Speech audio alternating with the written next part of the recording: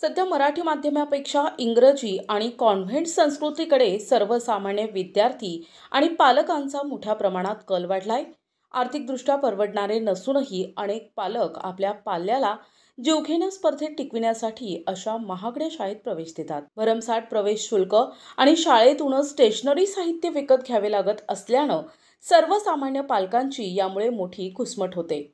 परंतु पाल्याच्या शैक्षणिक भविष्यासाठी कोणताही पालक या भरमसाठ फीबद्दल कोणतीही तक्रार करत नाही. त्यामुळेच बहुतांश खाजगी शिक्षण संस्था चालकांची मुजोरी मोठ्या प्रमाणात वाढल्याचं चित्र अनेक ठिकाणी दिसून येत आहे. शिक्षण संस्थेच्या मनमानीमुळे विद्यार्थी शिक्षणापासून वंचित राहत असल्याचा प्रकार नुकताच जळगाव जामोद शहरात उघडकीस आल्यानं एकच खळबळ निर्माण झाली आहे. जळगाव जामोद तालुक्यातील सातपुडा कॉन्व्हेंटमध्ये इयत्ता 7वी मध्ये शिकणाऱ्या एका 13 वर्षीय विद्यार्थ्यास शाळेची फी न भरल्यामुळे शाळेनं प्रवेश नाकारल्याचं वास्तव्य समोर आलंय. सदर विद्यार्थी हा एक आत्महत्याग्रस्त शेतकऱ्याचा मुलगा असल्याची माहिती समोर आली आहे. या विद्यार्थ्याचे काका सागर बळीराम उमरकर यांनी या संदर्भात 21 जूनला जळगाव जामोद पोलिसात तक्रार दाखल केली आहे. सागर उमरकर हे संस्थेचे संचालक डॉक्टर संदीप वाकेकर यांना या संदर्भात भेटण्यासाठी गेले असता डॉक्टर वाकेकर यांच्या दवाखान्यातील कर्मचाऱ्यांनी त्यांना जबर मारहाण केल्याची माहिती सुद्धा उमरकर यांनी प्रसारमाध्यमांशी बोलताना दिली आहे. यावरून जळगाव जामोद शहरातील खाजगी शिक्षण संस्था चालकांची मनमानी मोठ्या प्रमाणात वाढल्याचं दिसून येत असून याकडे जळगाव जामोद पंचायत समितीचे गट शिक्षणाधिकारी, वामन फंड तसेच प्राथमिक शिक्षणाधिकारी, बुलढाणा जिल्हा परिषद यांनी विशेष लक्ष देण्याची मागणी विद्यार्थ्यांच्या पालकांनी केली आहे.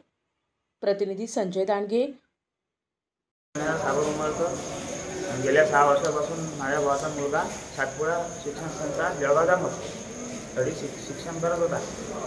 तर ते 6 वर्षाला मी थोडी फी भरली. आता या वर्षी तो 15 दिवस झाले माझी शाळेत फी भरली नाही म्हणून तो घरीच आहे.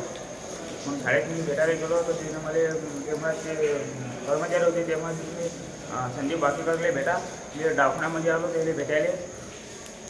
तर तेव्हा नाही 25,000 मागची फी बाकी आहे पूर्ण भरेपर्यंत तुम्हाला ॲडमिशन होणार नाही. मग तिच्या कर्मचारी भेटले त्याने मला मारहाण केली आणि डबल तिथे येऊ नको फी भरायला लागेल त्याशिवाय ॲडमिशन होणार नाही. परिस्थिती खराब असल्यामुळे मी भरू शकत नाही. आता मी पोराचं शिक्षण वाया चाललं. आता याच्यावर मला न्याय मिळावा. माझ्या भावानं शेतकरी आत्महत्या केली होती 2017मध्ये. त्यापासून मी त्याचं शिक्षण व्हावं आणि ते माझ्याजवळ पत्र बी आहे गेले शिक्षण फुकट करा मला फुकट नाही पाहिजे पण मी थोडी फी भरायला तयार आहे तरी ते मान्य करत नाही. वरिष्ठ अधिकाऱ्यांनी मला न्याय मिळावा अशीच माझी इच्छा आहे.